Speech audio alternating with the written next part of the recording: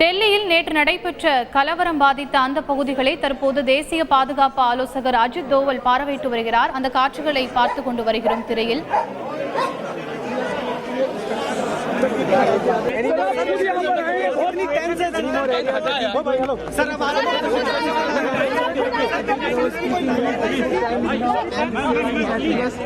कोई लापरवाही national security adviser Ajit Doval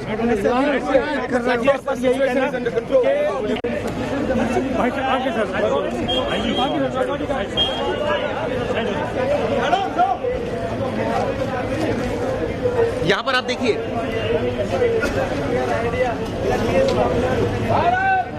டெல்லியில் நடைபெற்ற போராட்டத்தில் ஏற்பட்ட கலவரத்தில் பலர் உயிரிழந்து வரும் இந்த சூழலில் 200க்கும் மேற்பட்டோர் படுகாயமடைந்து மருத்துவமனையில் அனுமதிக்கப்பட்டு வரும் இந்த சூழலில் அங்கு நடைபெற்ற அந்த கலவர பகுதியை தற்போது தேசிய பாதுகாப்பு ஆலோசகர் பார்வையிட்டு வருகிறார். பார்வையிட்ட பிறகு செய்தியாளர்கள் மத்தியில் அவர்கள் எழுப்பிய சில கேள்விகளுக்கு பதிலளித்து பின்னர் தொடர்ந்து அங்கிருந்து சென்று விடுகிறார் தேசிய பாதுகாப்பு ஆலோசகர் அஜித் தோவல்.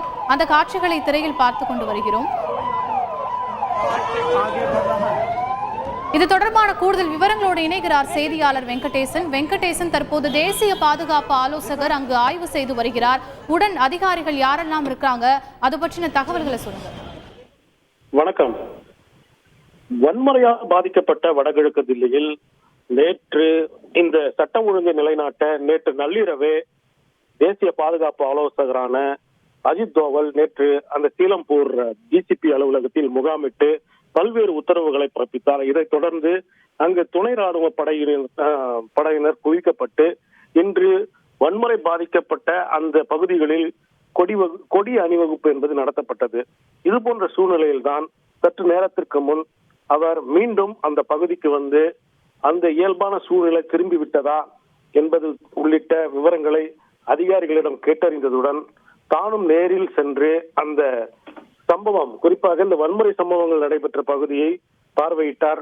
குறிப்பாக இந்த மோஜ்பூர், ஜாப்ராபாத் ஆகிய பகுதிகளில் அந்த உள்துறை உயரதிகாரிகளுடன் அவர் முடுக்கிவிட்டு துணை ராணுவ படையினருடன் தில்லி காவல்துறையுடன் சேர்ந்து இந்த ஆய்வை அவர் மேற்கொண்டுள்ளார். வெங்கடேசன், இப்போ இந்த கலவரத்தை தொடர்ந்து அங்கு பாதுகாப்பு பணியெல்லாம் இப்போ கூடுதலா எவ்வாறாக உள்ளது? டெல்லியினுடைய மற்ற பகுதியெல்லாம் எவ்வாறாக உஷார்படுத்தப்பட்டு வருகிறது, அது பற்றின தகவல்கள்? பொதுவாக வடகிழக்கு தில்லியில் மட்டும்தான் இந்த வன்முறை சம்பவங்கள் என்பது நேற்று முன்தினம் கடந்த 2-3 நாட்களாக இருந்து வந்தன. இன்று காலை முதல் பரவலாக பெரிய அளவிலான எவ்வித அசம்பாவித சம்பவங்களும் நடைபெறவில்லை. இருந்தாலும் டெல்லியில் பிற பகுதிகளில், புறநகர் தில்லியில் இது போன்ற ஒரு அசம்பாவிதம் சம்பவங்கள் நேர்ந்து விடாமல் இருக்க அந்தந்த மாவட்ட காவல்துறை துணை ஆணையர்கள் அந்தந்த பகுதியில் கொடி அணிவகுப்பை அவ்வப்போது நடத்தி வருகின்றனர். பொதுமக்கள் யாரும் அச்சப்பட வேண்டாம். பொதுமக்கள் இன்று தில்லி காவல்துறை சார்பில் இன்று நாளேடுகளிலும் பல்வேறு விளம்பரங்களை அவர்கள் வெளியிட்டு அமைதியை நிலைநாட்ட தில்லி காவல்துறைக்கு ஒத்துழைக்க வேண்டும் என்ற ஒரு வேண்டுகோளையும் அவர்கள் விடுத்துள்ளனர். பொதுவாக வடகிழக்கு தில்லியை தவிர்த்து பரவலாக தில்லியில் இது போன்ற ஒரு அச்சம் இருந்தாலும் பெரிய அளவிலான அசம்பாவித சம்பவங்கள் இதுவரை நடைபெறவில்லை. அதற்கான அனைத்து பாதுகாப்பு முன்னேற்பாடுகளையும் தில்லி காவல்துறையினர் செய்துள்ளனர். உங்களுடைய தகவலுக்கு நன்றி வெங்கடேசன். அடுத்தபடியாக இணைப்பில் இணைகிறார் இணை ஆசிரியர் சலீம். வணக்கம் சலீம். தற்போது டெல்லியில் ஏற்பட்ட இந்த கலவரம் பெரும் அதிர்வலைகளை ஏற்படுத்தி இருக்கிறது நாடு முழுவதும். இதனைத் தொடர்ந்து அடுத்த கட்ட நடவடிக்கையாக டெல்லி அரசு மேற்கொண்டு என்ன மாதிரியான நடவடிக்கை எடுக்கும், அது பற்றின உங்களுடைய பார்வையை பகிர்ந்து கொள்ளுங்கள். டெல்லி போலீஸ் இப்போ மத்திய அரசினுடைய கட்டுப்பாட்டில் இருக்கும் காரணத்தினால் மத்திய அரசு என்ன பண்ணியிருக்காங்க அப்படின்னா, டெல்லி போலீஸ் மட்டுமல்லாமல் துணை ராணுவ படையினரையும் அங்கே பாதுகாப்பு பணியில அமர்த்தியிருக்காங்க. அது மட்டும் இல்லாம டெல்லி கலவரத்தை கட்டுக்குள் கொண்டு வர தேசிய பாதுகாப்பு ஆலோசகர் திரு அஜித் டோவல் கிட்ட அந்த பொறுப்பு கொடுத்திருக்காங்க. அவர் ஏற்கனவே காஷ்மீர்ல பொறுப்புல இருந்தது குறிப்பிடத்தக்கது. காஷ்மீர்ல அங்க வந்து எங்கெல்லாம் கலவரம் நடக்குது, இந்த கல்லடி ஏதாவது இருக்கு, அந்த மாதிரிலாம் ரொம்ப தீவிரமா இருந்தார். இப்போ இங்க வந்து டெல்லி கலவரத்தை கட்டுக்குள் கொண்டு வரணும், அதனால அஜித் டோவல களத்துல இருக்காங்க மத்திய அரசு. அரவிந்த் கெஜ்ரிவாலை பொறுத்தவரை என்ன சொல்றாரு அப்படின்னா, போலீஸினோட கட்டுப்பாட்டுல இல்ல, ராணுவம் வந்து இங்க வர வேண்டும், மத்திய அரசையும் நான் கேட்டுக்கொள்கிறேன் அப்படின்னு சொல்லி அரவிந்த் கெஜ்ரிவால் சொல்லியிருந்தார். மத்திய உள்துறைக்கு நான் கடிதம் எழுதுறேன் அப்படின்னு சொல்லிட்டு. டெல்லி போலீஸை பொறுத்தவரை, சட்டம் ஒழுங்கை பொறுத்தவரை மத்திய உள்துறை கையில் தான் இருக்கிறது. அந்த வகையில இப்பொழுது நடவடிக்கை எடுக்கப்பட்டு வருகிறது அப்படின்னு சொல்லி சொல்றாங்க. ஞாயிற்றுக்கிழமை மாலை ஆரம்பித்த பிரச்சனை இது. கடந்த 3 நாட்களாக அதிக அளவில் அங்கே வன்முறை சம்பவங்கள் அரங்கேறி உள்ளதால் நீதிமன்றத்திலேயே இந்த விவகாரம் வந்திருக்கு.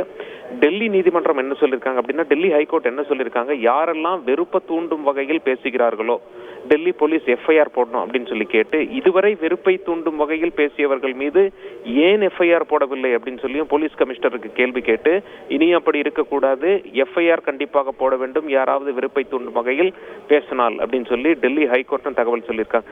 அதாவது டெல்லி ஹைகோர்ட்டும் உத்தரவு போட்டிருக்காங்க. இதற்கிடையில் மத்திய அரசு இப்ப என்ன பண்றாங்க அப்படின்னா, இல்ல மத்திய அரசு எல்லாருமே இப்ப மத்திய அரசை தான் குறை சொல்றாங்க. எதிர்கட்சிகளாகட்டும் மற்ற மாநில முதலமைச்சர்களாகட்டும் என்ன சொல்றாங்க, டெல்லி போலீஸ் யார் கையில் இருக்கிறது, மத்திய அரசு கையில் இருக்கிறது, அப்பொழுது ஏன் டெல்லி போலீஸ் கலவரத்தை கட்டுப்படுத்த தவறியது என்ற கேள்வியை முன்வைக்கிறார்கள். மத்திய அரசு என்ன சொல்றாங்கன்னா, கலவரத்தை கட்டுப்படுத்த நாங்கள் முழு நடவடிக்கை எடுத்து வருகிறோம். அந்த வகையில் தான் நாங்கள் டெல்லி போலீஸ் மட்டுமில்லாம துணை ராணுவ படையினரையும் இங்கே களத்தில் இறக்கியுள்ளோம். தேசிய பாதுகாப்பு ஆலோசகர் அஜித் டோவலையும் மேற்பார்வை பார்ப்பதற்காக முழு நடவடிக்கையும் அவர் எடுத்து வருகிறார். நாங்கள் கலவரத்தை கட்டுப்படுத்த அனைத்து நடவடிக்கையும் எடுத்து வரோம் அப்படிங்கிற மாதிரி மத்திய அரசு தரப்புல இருந்து தகவல் சொல்லியிருக்காங்க.